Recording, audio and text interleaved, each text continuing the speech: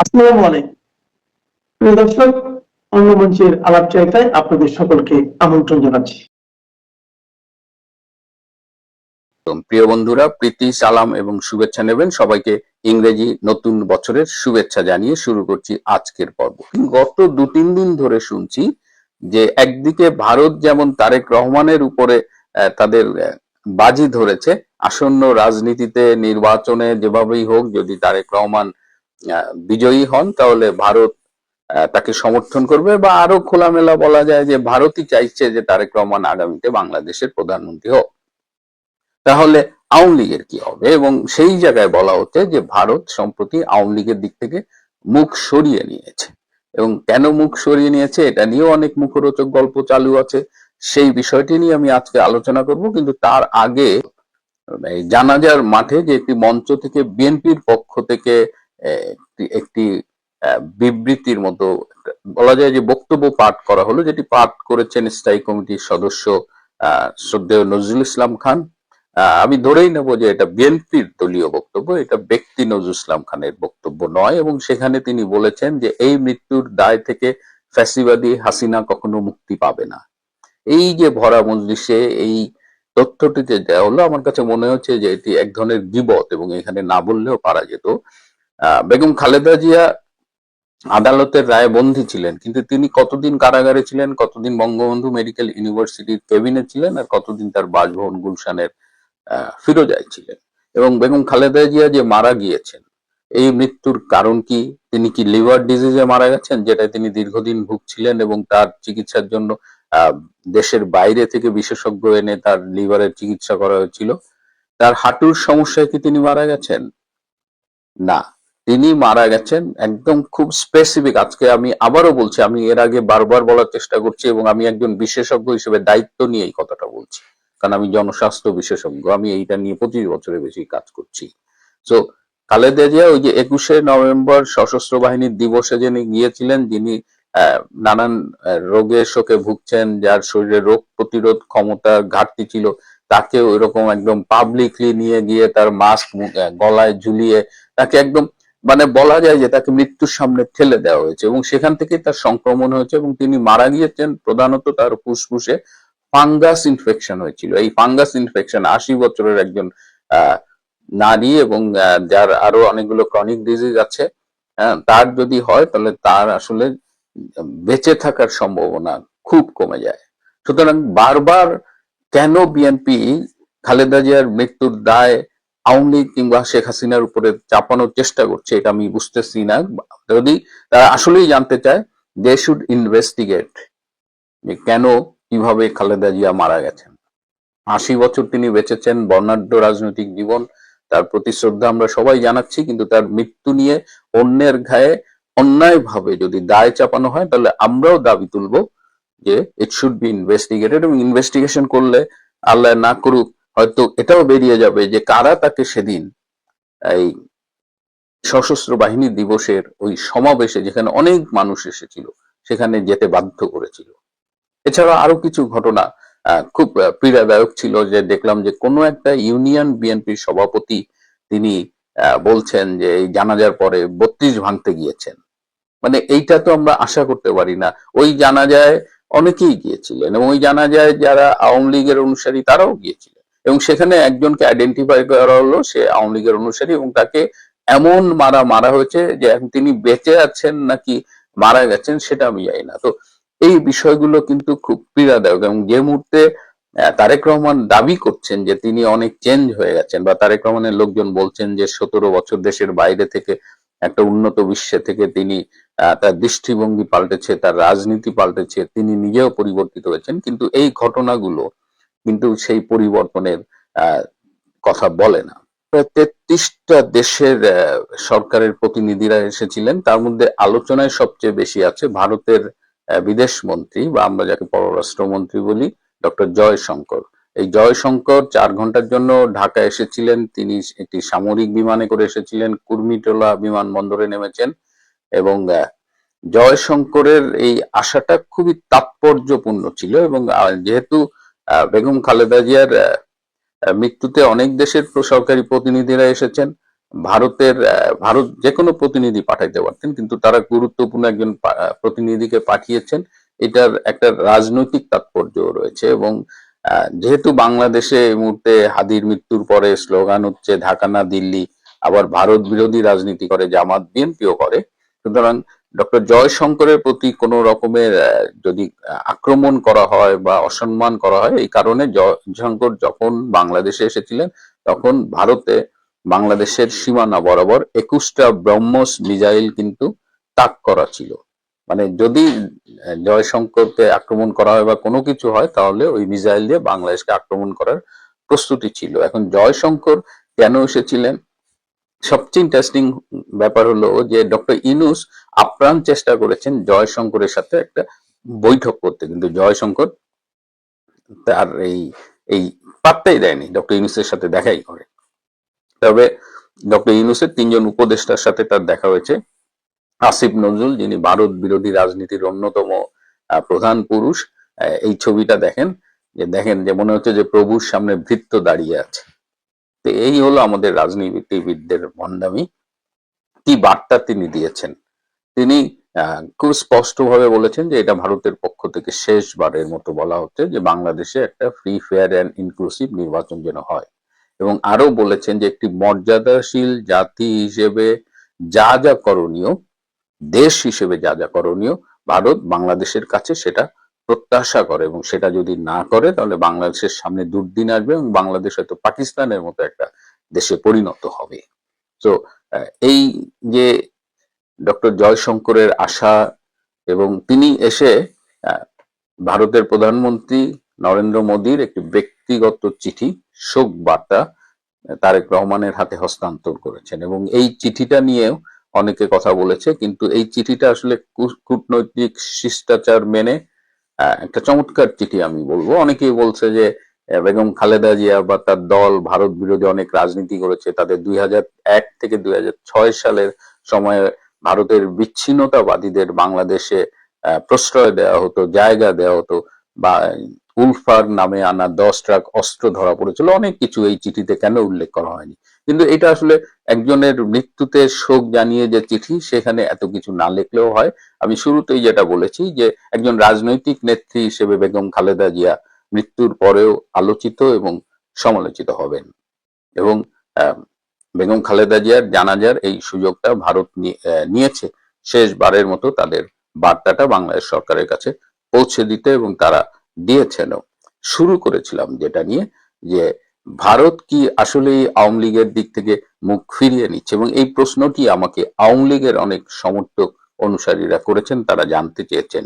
আমি একটু তাদের মনে করিয়ে দিতে চাই যে বাংলাদেশের স্বাধীনতা যুদ্ধে নেতৃত্ব দিয়েছিল আওয়ামী লীগ, এবং সেই যুদ্ধে ভারত আমাদের পাশে যেভাবে দাঁড়িয়েছিল, সেই কৃতজ্ঞতাটুকু আমাদের কিন্তু স্বীকার করতেই হবে। এবং ভারত সাহায্য করেছিল বলেই আমাদের বিজয়টা অনেক সহজ হয়েছিল, এবং আমরা 9 মাসের মধ্যে বিজয় অর্জন করতে পেরেছিলাম। সুতরাং ভারত এবং আওয়ামী লীগের সম্পর্কটা ঐতিহাসিক, তাদের বন্ধুত্বপূর্ণ সম্পর্কটা সময়ের কাল উত্তীর্ণ, বলা যায় যে সময়ের পরীক্ষায় উত্তীর্ণ।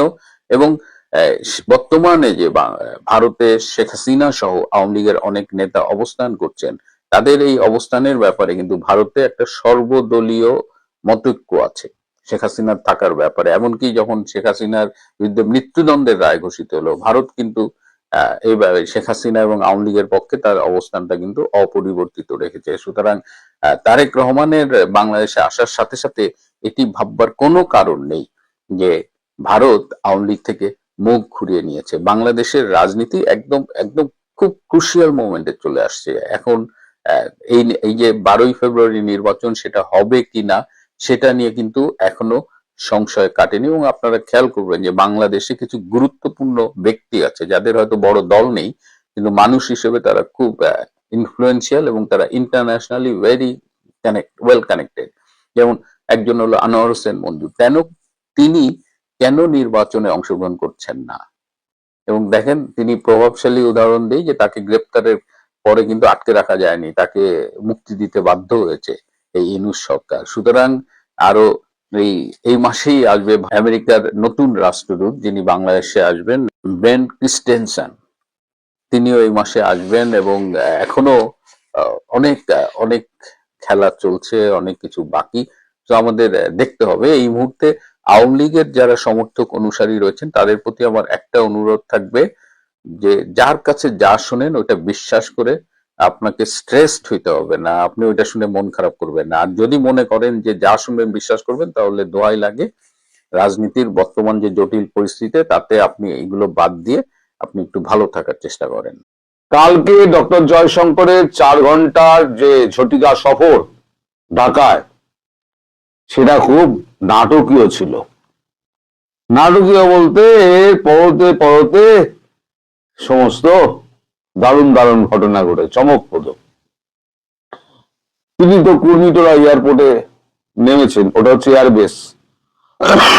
এখন ভারতীয় বিমান বাহিনীর যে বিমান, সেই বিমান তো সামরিক ঘাঁটিতেই নামবে, এটাই তো সাধারণ ব্যাপার। উনি তো ভারতীয় বায়ুসেনার বিমানে গেছিলেন, স্পেশাল ফ্লাইটে। এবং ওনার সঙ্গে দেখা করার জন্য সংসদের একটা বড় জায়গা একটা খুলে দেওয়া হয়েছিল। সেখানে উপস্থিত ছিলেন তারেক রহমান, তার স্ত্রী ডক্টর জুবেইদা রহমান, তার মেয়ে জাইমা রহমান, আমির খসরু মাহমুদ চৌধুরী, এরা ওই ঘরটায় ছিলেন। আর ভারতীয় কয়েকজন কর্মকর্তা তারা উপস্থিত ছিলেন এবং কি বলে সিকিউরিটির লোকজন ছিলেন। তো প্রথমে ওনাদের সঙ্গে তারেক রহমান, জুবেইদা রহমান, তাদের মেয়ের সঙ্গে কিছুক্ষণ ডক্টর জয়শঙ্কর কথা বলেন, সকলের সঙ্গে হাত মেলান, নমস্কার করেন এবং নিজের শোক ব্যক্ত করেন এবং বলেন যে আমি এসেছি ভারতবাসীর 140 কোটি দেশের শোক আপনাকে জানাতে, যে আপনার যে গ্রেট লস হয়েছে তা জীবনে তো পূরণ হবে না। আমরা আশা করব আপনি খুব শীঘ্রই এই শোক কাটিয়ে উঠুন এবং কর্মব্যস্ত জীবনে ফিরে আসুন। আমাদের সকলের শুভেচ্ছা, 140 কোটি মানুষের শুভেচ্ছা বার্তা আমি আপনাকে দিয়ে গেলাম। এই যখন কথাবার্তা হচ্ছে তখন পাশের ঘরে লবিতে তখন কি অবস্থা বলুন। আমাদের কলকাতায় ডাক্তার দেখাতে এলে আপনারা যেরকম অবস্থা দেখেন না, ডাক্তার এক ঘরে বসে রয়েছে, বাইরে কাতারে ভিড়, তো ভারত বিরোধিতা। কিন্তু ডক্টর জয়শঙ্করের সঙ্গে দেখা করার জন্য, একটা ফটো সেশন করার জন্য কাতারে ভিড়, দাঁড়াবার জায়গা নেই। ওখানে একটি পাশের ঘরে অপেক্ষা করছেন আমাদের ডক্টর ইউনুস, লুৎসে সিদ্দিকী এবং রামিয়া মুর্শেদ। তাদের ইচ্ছা ছিল একবার ডক্টর জয়শঙ্করের সঙ্গে 2 মিনিটের সঙ্গে হলো একটা বসে ছবি তোলা, অন্তত ডক্টর ইউনুস এবং ডক্টর জয়শঙ্কর। এটা কিন্তু খলিলুরকে উনি বলে রেখে দিয়েছিলেন। আর খলিলুর ছিলেন তখন আসিফ, পাশের উল্টো দিকের একটা ঘরে আসিফ নজরুল আর খলিল উল্টো দিকে লবিতেই দাঁড়িয়েছিলেন, ঘরে নয়, লবিতেই দাঁড়িয়েছিলেন, যে এলেই খপ্পরে ধরবেন। ওখানেই ছিলেন পাকিস্তানের যিনি সংসদের যিনি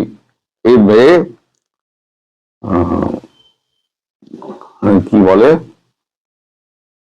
যাই হোক, পাকিস্তানের একজন প্রতিনিধি ছিলেন, তিনি ওখানে উপস্থিত ছিলেন।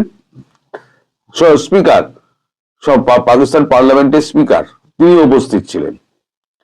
তো কথাবার্তা শেষে যখন উনি বেরোন তখন ওনাকে ধরেন খলিলুর রহমান, ধরে বলেন স্যার আমার সঙ্গে তো বসে আপনাকে তো একটা ছবি তুলতেই হবে। খলিলুরকে দেখে খলিলুর তখন কাচুমাচু অবস্থায় বলে, স্যার আমার তো চাকরি চলে যাবে, আপনি যদি একটু বসে আমার সঙ্গে না একটা ছবি তোলেন, কথা হোক না হোক অন্তত ছবিটা তো অন্তত তুলি। ওনার অনুরোধে, যেহেতু খলিলুরের সঙ্গে ভারতবর্ষের একটা সম্পর্ক ভালো, অজিত দোভালের সঙ্গে সম্পর্ক ভালো, যাওয়া আসা আছে, ফোনে কথাবার্তা হয়, তা উনি তার অনুরোধ রক্ষা করে একটা পাশের ঘরে একটা চেয়ারে বসে ছবি তোলেন। তারপর উঠে যখন বেরিয়ে আসছেন তখন টাই হাঁকিয়ে একেবারে আমাদের 26 লক্ষ ভারতীয় যে কাজ করছে তাড়ানোর কথা বলেছিলেন সেই আসিফ নজরুল দ্বিত হাসি হেসে একেবারে তাকে গিয়ে জোর করে একেবারে হাতটা টেনে নিয়ে করমর্দন করেন। জয়শঙ্কর হাত বাড়াবেন না, উনিও হাত টানবেন, হাত টেনে নিয়ে তারপর খিচমেরি ফটো, ওইসব নাটক হয়েছে। এবার যখন উনি বেরোচ্ছেন, সেই বেরোনোর সময়তে এবার দেখা আমিরের সঙ্গে, আপনার জামায়াতে আমিরের সঙ্গে শফিকুর রহমান, তিনি ওই লবির মধ্যে অপেক্ষা করছে অন্যান্য মানুষের মধ্যেই। তিনি এগিয়ে গিয়ে নিজের পরিচয় দিলেই ওনাকে চিনতেন, ছবিও দেখেছেন, কথাবার্তা 2-1 হয়েছে ওনার সঙ্গে। ওনাকে একটা কোণে ডেকে নিয়ে গিয়ে সিকিউরিটিকে বলেন বাকি সবাইকে বাদ দাও, সবাইকে আটকে দাও। কোণে ডেকে নিয়ে গিয়ে বলেন আপনার কি বলার আছে বলুন। তখন উনি বলেন আমরা চাই ভারতবর্ষের সঙ্গে একটা সুসম্পর্ক গড়ে উঠুক, এই সুসম্পর্ক যদি থাকে তাহলে ঢাকা এবং দিল্লি একটা সমান সমঝোতার মধ্যে দিয়ে আমরা এগোতে পারি। এই ব্যাপারে দিল্লির মতামত আমি জানতে চাইছি, আপনারা আমাদেরকে কতটুকু সাপোর্ট করেন। তখন ডক্টর জয়শঙ্কর একেবারে কাটা কাটা ভাষায় যেটা বলেছেন, আমি আক্ষরিক অর্থে প্রত্যেকটা লাইন আপনাদের বলছি। আপনারা যে নির্বাচনটা একা একা করতে যাচ্ছেন তা যদি সাস্টেন না করতে পারেন তাহলে 71 সালে যা ঘটনা ঘটেছিল সেই ইতিহাসের পুনরাবৃত্তি হবে। সাস্টেইন করতে না পারেন, এই যে আপনারা একা নির্বাচন করবেন, এই সাস্টেইন করতে না পারেন তাহলে 71 সালের যে ঘটনা ঘটেছিল সেই ইতিহাসের পুনরাবৃত্তি ঘটবে। আমরা কোন নির্দিষ্ট দল, কোন গোষ্ঠীদের সমর্থন করি না। সবার জন্য সমান সুযোগ, শান্তি, সমতা, গণতন্ত্র ও স্থিতিশীলতা আমাদের প্রাথমিকভাবে কাম্য। এটাই আমাদের প্রথম এবং শেষ চাওয়া। সকল ধরনের সন্ত্রাসবাদ, বৈশ্বিক সন্ত্রাসবাদ শূন্য নামিয়ে আনতে হবে। দিল্লি, ওয়াশিংটন এই ব্যাপারে একসঙ্গে কাজ করছে। এটা এই অঙ্গীকার আমরা দুজনে মিলে যে করেছি সেটা থেকে পিছিয়ে আসার কোনো সুযোগ নেই। ওয়াশিংটনের বার্তা আপনারা আগেই পেয়েছেন। পেন্টাগন থেকে আমাদের 2বার ফোন করে নিশ্চিত করা হয়েছে এটা আমাদের যৌথভাবে একটা রাজনৈতিক স্ট্যান্ড, মানে ইউনাইটেড স্টেটস এবং ভারত দুজনের একটা যৌথ একটা স্ট্যান্ড। এই স্ট্যান্ড থেকে না আমেরিকা পেছবে না ভারত পেছবে, অর্থাৎ ওই সব সন্ত্রাসবাদ এবং বৈশ্বিক সন্ত্রাসবাদ। বৈশ্বিক সন্ত্রাসবাদ কি? এই যে পাকিস্তান থেকে এই যে সন্ত্রাসবাদ তুর্কি থেকে যে আনা হচ্ছে, এই সন্ত্রাসবাদ বন্ধ করতে হবে, শূন্যে নামিয়ে আনতে হবে। সেটাকেই বলছেন উনি সাস্টেইন করা। যদি এই সমস্ত জিনিসগুলোকে সাস্টেইন না করতে পারেন তাহলে কিন্তু 71-এর ইতিহাসের পুনরাবৃত্তি ঘটবে। আচ্ছা,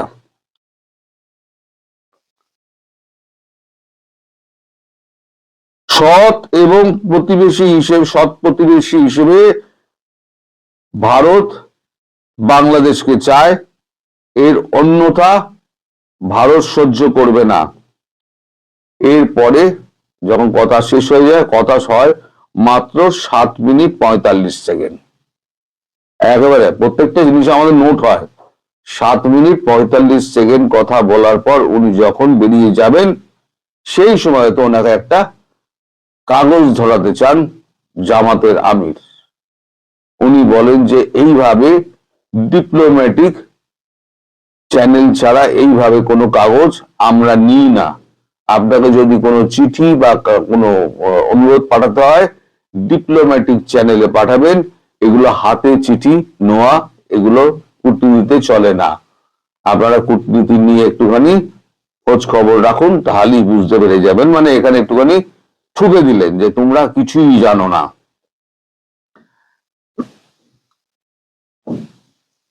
এরপর তিনি বললেন যে আমার কিছু কথা আছে, এরপরও আমার কিছু জিজ্ঞাসা আছে। তখন উনি দুজন অফিসারকে দেখিয়ে দেন, ভারতীয় 2 অফিসারকে, যে এদেরকে নিয়ে আপনি বসুন, 5 মিনিটের মধ্যে আপনি সেরে দিন, আমি শীঘ্রই ফিরে যাব। বলে উনি যখন এগোচ্ছেন সেই সময়তে ওই এই কি বলে পাকিস্তানের পার্লামেন্টের যে স্পিকার তিনি এগিয়ে আসেন। উনি বলেন আমাকে কি আপনি চিনতে পেরেছেন? তখন উনি বলেন হ্যাঁ আমি আপনাকে চিনেছি, এসসিও সম্মেলনে আপনার সঙ্গে আমার দেখা হয়েছিল, আমার অত ভুলো মন নয়, আমি আপনাকে চিনতে পেরেছি। বলে উনি হ্যান্ডশেক করেন। হ্যান্ডশেক করে একদম ফটাফট উনি বেরিয়ে আসেন। উনি যখন বেরিয়ে চলে যান, তারপর ডক্টর ইউনূস গজরাতে গজরাতে বেরোতে বেরোতে উনি বলেন এই জয়শঙ্কর মানুষটা আস্ত বেয়াদব মানুষ, জয়শঙ্কর লোকটা আস্ত বেয়াদব মানুষ। বলে গজরাতে গজরাতে চলে যান, কারণ তার তো আশা পূর্ণ হয়নি, তিনি তো আরো হেয় হলেন। সেখান থেকে উনি আবার কুর্মিটোলা এয়ারবেসে চলে যান, ওখান থেকে প্লেনে উঠে তিনি আবার ভারতবর্ষে চলে আসেন। এই হলো 4 ঘন্টার তার ট্যুর। আপনারা একটা জিনিস জানেন কিনা জানি না, আমি আপনার একটুখানি বলে দিই, ডক্টর জয়শঙ্কর কিন্তু ভালো বাংলা বলতে পারেন, উনি অনেকগুলো ভাষা বলতে পারেন। যেমন উনি কেরালার মানুষ, উনি কেরালিয়ান ভাষাটা উনি তামিল আর তেলেগু ওনারা কণ্ঠস্থ। ওনার স্ত্রী জাপানি, ইয়াশকু মাসাতু, ওনার স্ত্রীর নাম ইয়াশকু মাসাতু। তো ওনার স্ত্রী এ করেন। আচ্ছা, এখানে ভারতবর্ষের মধ্যে সব থেকে টপ ইউনিভার্সিটি রয়েছে হচ্ছে প্রেসিডেন্সি ইউনিভার্সিটি। প্রেসিডেন্সি ইউনিভার্সিটি কোথায়? সেটা হচ্ছে আমাদের কলকাতাতে। তার বড় কন্যা তিনি প্রেসিডেন্সি ইউনিভার্সিটিতে তিনি পড়াশোনা করেন। আগে প্রেসিডেন্সি কলেজ ছিল, কলেজের পর সেটা ইউনিভার্সিটিতে পরিবর্তন হয়েছে, মানে কলেজ ছাড়িয়ে ওখানেই ইউনিভার্সিটি হয়েছে। ওখানে পড়াশোনা করেন। উনি বড় মেয়েকে খুব ভালোবাসেন, আর বড় মেয়েকে মাঝে মধ্যেই উনি দেখার জন্য কলকাতায় এসে উনি রাতের পর রাত কাটান, মেয়ের সঙ্গে কথা বলেন। আর মেয়ে কলকাতা থাকতে থাকতে মেয়ে বাংলা শিখে গেছে, বাবাকেও বাংলা শিখিয়ে দিয়েছে। সুতরাং উনি বাংলা ভাষাটা মোটামুটি রপ্ত করে ফেলেছেন, মেয়ের সঙ্গে বাংলা ভাষাতেই উনি টেলিফোনে কথাবার্তা বলেন। মেয়ে হলো ওনার প্রাণ। সুতরাং এই যে যত কনভারসেশন হয়েছে সব কিন্তু বাংলায় হয়েছে। আর এখন এই যে ঘটনা ঘটলো, আপনার 4 ঘন্টার সফর, এই সফরে সব থেকে বড় মানে অপমানিত যদি কেউ হয়ে থাকেন তাহলে সেটা হলেন ডক্টর ইউনূস। খলিলুরের চাকরিটা আপাতত বাঁচলো, নজরুল একটা ছবি তুলতে পারলো, আমির এমন একটা কথা বললেন যেটা কিলতে হলো। তিনি বললেন যে আমার সঙ্গে কথা হয়েছে কিন্তু সেটা বাইরে বলা যাবে না, নন ডিসক্লোজার, সব এদের নন ডিসক্লোজার। তো ইউনূসের আর নন ডিসক্লোজার কথাবার্তা তো বলার সুযোগ হলো না। ইউনূস তখন বললেন যে আস্ত বেয়াদব মানুষ। এই বেয়াদব মানুষটার সঙ্গে দেখা করার জন্য ওই লাইন দিয়ে বসছিলেন কেন? আপনাদের তো সব ভারত বিরোধী আচরণ। এবার ভারত বিরোধী আচরণ বেরিয়ে গেছে। জয়শঙ্কর থোতা মুখ মোটা করে দিয়েছেন। সবাই ভালো থাকবে। যে বিশ্ব ইজতেমা ক্যান্সেল হয়ে গেছে বা বিশ্ব ইজতেমা হবে না। তো বিশ্ব ইজতেমা কেন হবে না সেটা হয়তো 2-1টা পত্রিকা এক একজন এক এক রকম লিখছেন, যে মানে নির্বাচনের আগে হবে না বা এই, কিন্তু আসলে কংক্রিট কোনো এভিডেন্সের কথা কিছু বলছে না কেন হবে না। তো বিশ্ব ইজতেমার আয়োজক হাবিবুল্লাহ রায়হান বলেন যে আগামী 2, 3, 4 তারিখের অনুষ্ঠিত খুরুজের জোড়া যারা অংশ নিতেন, অর্থাৎ যারা আল্লাহর রাস্তায় চিল্লা বা 3 চিল্লার জন্য বের হওয়ার প্রস্তুতি নিচ্ছিলেন, তাদেরকে টঙ্গী ইজতেমার মাঠে জামায়াত না হয়ে নিজ নিজ জেলা ও এলাকা থেকে বের না হওয়ার জন্য বলা হয়েছে। এবং এই ইজতেমা সরকার নাকি বলেছে তাদেরকে যে মানে ইলেকশনের পরে হবে, ইলেকশনের আগে এই ধরনের ইজতেমা এই মুহূর্তে করা যাবে না। কিন্তু গোয়েন্দা রিপোর্ট যেটা যেটা গোয়েন্দা রিপোর্ট, যেটা আসলে কোনো পত্রিকা এখনো প্রকাশ করেনি বা প্রকাশ করার সাহস পায়নি, সেটা হচ্ছে যে এই বিশ্ব ইজতেমাতে হয়তো কোনো অকারেন্স ঘটতে পারে বা নাশকতামূলক ঘটনা ঘটতে পারে, যেখানে হয়তো পৃথিবীর বিভিন্ন দেশের লোক আসে, যেমন ভারতীয় লোক আসে, পাকিস্তান আসে, বিভিন্ন দেশ থেকে আসে ইজতেমাতে। আর এটা সারা জীবনে আমরা দেখে আসছি, প্রথমে একটা হইতো, পরে দুই টুকরো হইলো। এই ইজতেমাতে এক গ্রুপ আরেক গ্রুপের উপরে নাশকতা চালাইতে পারে, বা এই বিশ্ব ইজতেমাকে যারা পছন্দ করে না, যারা বিশ্ব ইজতেমার উপরে খুব বেশি খেপা, তারাও হয়তো আবার বোমা হামলা করে হাজার খানিক মানুষ মারতে পারে। এটাই হচ্ছে যে গোয়েন্দা রিপোর্ট নাকি, যে দেশের নির্বাচনের আগে এই ইজতেমা স্থলে ব্যাপক বিধ্বংসী বোমা ইউজ করে হাজার হাজার লোক মেরে ফেলতে পারে। এই জন্যই তারা আসলে ইজতেমাটা বন্ধ করেছে বলে পুলিশের রিপোর্ট, মানে পুলিশের রিপোর্টে বলছে যে এই ইজতেমাকে ঘিরে একটা নাশকতা হতে পারে, বিশাল নাশকতা, কয়েক হাজার লোক মারা যেতে পারে। এবং যার কারণ হচ্ছে কিছু পাকিস্তানি আসবে, কিছু ইন্ডিয়ান আসবে, বাংলাদেশি তো আছেই, যাতে ইলেকশনটা না হয়, এটাই নাকি মূল কারণ। যদি বিভিন্ন পত্রিকায় বলছে যে না হলে নির্বাচনের আগে ইজতেমা, 5 দিনের ইজতেমা, শান্তিপূর্ণ ইজতেমা, এটা হইতে সমস্যা কোথায়? এখন দেখেন, আজকে এইটা যদি আওয়ামী লীগ আমল হইতো তাহলে কি করা হইতো? তাইলে কিন্তু বলো রে শেখ হাসিনা এ তো হিন্দু, এর বাপ হিন্দু, এর 14 গোষ্ঠী হিন্দু, ইসলামের জয় জয়গান এরা করতে চায় না, ইসলামের দাবায় রাখতে চায়, এইসব বলা হইতো। এখন বলা হচ্ছে না, কিন্তু এখন কিন্তু কিছুই বলা হবে না, কারণ এখন তো সব মুসলমান না, এরা সব মুসলমান। সুতরাং এখন কিছু বলা হবে না, ইজতেমা হবে না, এরপরে কয়দিন পরে হয়তো দেখা যাবে যে ঈদে বড় জামাত হবে না, রমজানের তারাবি হবে না, এই ধরনের নিয়ম কানুন আসবেই। কারণ হচ্ছে যে এখন যে উগ্রবাদী সরকার, যেটা উগ্রবাদী যে সরকার চলতেছে, এই যে হিজবুত তাহরির মাইরে, এরা কিন্তু ইজতেমা বিশ্বাস করে না, এরা আপনার কোনো কিছুই বিশ্বাস করে না, এরা নিজেদের ফিলোসফিতে বিশ্বাস করে। এবং যার কারণে এটা আপনি একটু মিলাই দেখেন, এই যে গত কিছুদিন আগে যে বোমা বিস্ফোরণ হলো মাদ্রাসা, ঢাকার কেরানীগঞ্জের সেই মাদ্রাসায়, যে বিস্ফোরণে যেখানে 5 জন মারা গিয়েছিল, কিন্তু এটা অস্বীকার করা হয়নি। এই বোমাগুলো কি তাহলে এই বিশ্ব ইজতেমা উপলক্ষে বানানো হয়েছিল নাকি? এখন এই যে ইজতেমাটা হবে না, ইজতেমাটা হবে না, তার মানে বিশাল কোনো কাহিনী আছে।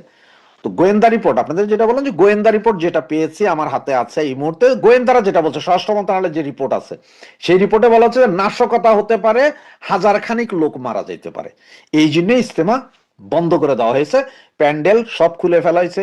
ভারত থেকে যারা আসছিলেন, পাকিস্তান থেকে যারা আসছে, তাদেরকে যার যার জায়গায় আবার ফেরত চলে যেতে বলা হয়েছে।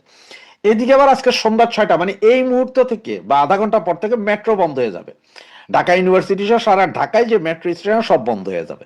কারণ সেখানেও নাকি নাশকতার একটা পাওয়া যাচ্ছে, কি ইনফ্লুয়েন্স পাওয়া যাচ্ছে, নাশকতা হতে পারে। তার মানে হচ্ছে যে আজকে রাতে কালকের দিনে যে কোনো নাশকতা ঘটনা ঘটতে পারে। এটা হচ্ছে যে আপনার সিটিএসবি, এনএসআই, ডিজিএফআই এর রিপোর্ট এগুলো। আপনাদের গতকালকের রাতের ভিডিও, যেটা রাতে ছেড়েছিলাম আমি, সেই ভিডিওতে অনেককে মানা করেছিলাম যে ভাই আওয়ামী লীগ করেন, আপনারা আওয়ামী লীগের পক্ষে আছেন, সব ঠিক আছে, কিন্তু খালেদা জিয়ার জানাজা পড়তে আল্লাহর রাস্তে যায়েন না, সেখানে মবের শিকার হবেন। আজকে দেখেছেন আপনারা যে একজন না, একজনের ভিডিও তো ভাইরাল হয়েছে, কিন্তু এরকম আরো 10-12 জন ধোলাই খেয়েছেন, যাদেরকে আওয়ামী লীগ ট্যাগিং দিয়ে মারা হয়েছে। এরপরও ওনারা গিয়েছিলেন, তো আমরা বলার পরও আপনারা শুনেন নাই। এখন এটা যার যার, এখন অনেকেই আবার করছেন যে এই যে ইন্ডিয়ান পররাষ্ট্রমন্ত্রী আসলেন, উনি ডাক্তার ইউনূসের সাথে দেখা করেন নাই বা কথা বলেন নাই, কোনো বৈঠক হয় না, নাও হইতে পারে, ওনার দরকার পড়ে না, উনি কথা বলেন না, ডাক্তার ইউনূসের কি কথা বলবেন? আপনার এই যে আমাদের ইন্ডিয়ান পররাষ্ট্রমন্ত্রী, আমাদের ন্যাশনাল সিকিউরিটির যিনি উপদেষ্টা, তিনি ছিলেন, আরো কে কে জানি থাইকাও, আসিফ ষাঁড় সাহেব এসে কথাবার্তা বলে গেছেন। তো সবকিছু মিলে উনি মোটামুটি মনে হয় ঘন্টা 2-3-4 ছিলেন, এরপর আবার ইন্ডিয়া চলে গেছেন। উনি আসছিলেন খালেদা জিয়ার জানাজায় অংশগ্রহণ, জানাজায় আসলে তো অংশগ্রহণ করতে পারেন, উনি হিন্দু মানুষ, শ্রদ্ধা জানাতে এসেছে, ওনারা জানাইয়া চলে গেছেন, তারেক জিয়ার সাথে কথা ছিল, কথা হয়ে গেছে, এগুলো করে উনি ওনারটাই চলে গেছে। এইটা নিয়ে কি হয়েছে না হয়েছে এগুলো নিয়ে আসলে না, কোনো বিষয়ই না। তো মূল কাহিনী ওই জায়গায় যে ব্যাপক নাশকতার আশঙ্কায় ইজতেমা বাতিল করা হলো, ব্যাপক নাশকতা, যেটা কোনো পত্রিকা বলছে না যে কি ধরনের নাশকতা হবে, তবে ওনারা বলছে ব্যাপক নাশকতা। তার মানে police, SB, CTSB, DGFI, NSI সবাই জানে। আর ওই যে বললাম বোমা, ওই যে অস্ত্রগুলো, এগুলো সবই হয়তো এই ইজতেমাতে ব্যবহারে 2-4-50 জন বা 500 জন বা হাজার খানিক লোক মরতো, সুইসাইড ভেস্ট পরে হয়তো ইয়ে করতো, কারণ এগুলো তো পাকিস্তানে কন্টিনিউ হয়, এত বড় বড় জামাতে পাকিস্তানে হয়, এগুলা কোনো বিষয় না। আর যেহেতু আমরা এখন পাক রাষ্ট্রের, পাকি রাষ্ট্রের অধীনে আছি, সুতরাং এরকম হইতেই পারে। তবে ওই কথা ওইটাই যে আজকে যদি শেখ হাসিনার আমলে যদি এই কাহিনী, তো এতক্ষণে এই ইসলামিক মৌলবাদীরা রাস্তায় আগুন জ্বালানো শুরু করতো, টক শোতে টাও টাও টাও টাও শুরু হতো। এখন হচ্ছে না কিন্তু।